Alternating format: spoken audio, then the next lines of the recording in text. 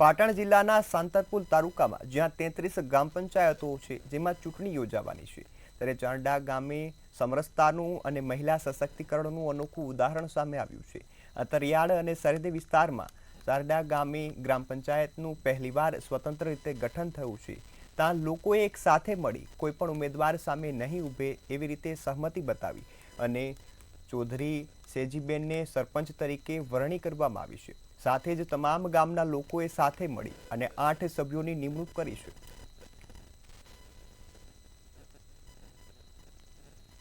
અમને બનાવવામાં દે એમાંથી સરપંચ બનાવ્યા છે। ગામમાં ખૂબ આભાર, ગામનો આભાર, ખૂબ ખૂબ ગામને વસ્તીની વિકાસ અમનથી થાય છે એ કામ કરશે। અમને ગામની બધી સમસ્યા સુધારણા ડેપ્યુટી સરપંચ તરીકે અમને જવાબદારી સોંપવામાં આવી છે।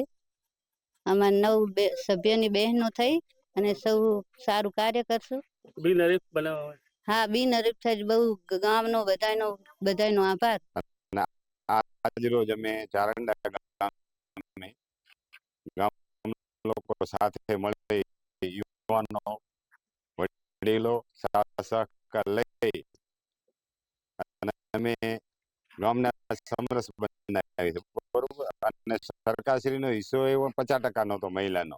અમે 100% હિસ્સો બતાવ્યો છે અને સારા કાર્ય કરશે એવી અમને આશા છે। અને મહિલાઓને આગળ લાવવાનું પ્રથમ હતો કે ગુજરાતમાં લગભગ આ પ્રથમ જ ગામ હશે અને સરકારને વિકાસને વરેલો હતો એના સરકાર મોદી સાહેબના પગલે પગલે અમે હેડ્યા જશું અને સારા કાર્ય કરશું। ચારંડા ગ્રામ પંચાયત બુરુડા જૂથ પંચાયત હતી ને પહેલી વાર અલગ પડી ને ચારંડા જૂથ પંચાયત અલગ પડી ને નવી મહિલાઓને ઉપસરપંચ, સરપંચ અને 8 સભ્યોને બિનહરીફ કરવા બદલ ગામનો ખૂબ ખૂબ આભાર અને 100% મહિલાના હાથમાં શાસન ગામને આપીને ગામનો ખૂબ ખૂબ આભાર। અમારી પહેલા બોરુડા જૂથ પંચાયત હતી પણ હવે અલગ થવાના કારણે અને ગામના લોકોની સૌની લોક લાગણીને મૌન રાખીને ગામના લોકોએ નારી શક્તિને આગળ લાવી અને લક્ષ્મી સ્વરૂપે પ્રથમ વખત જો બિનહરીફ બને સમરસ તો આવતા ટર્મમાં ગામમાં કોઈ વિખવાદ ન થાય અને દરેક લોકો હળીમળી અને રહે સુખ શાંતિથી અને નારી શક્તિ આગળ આવે તો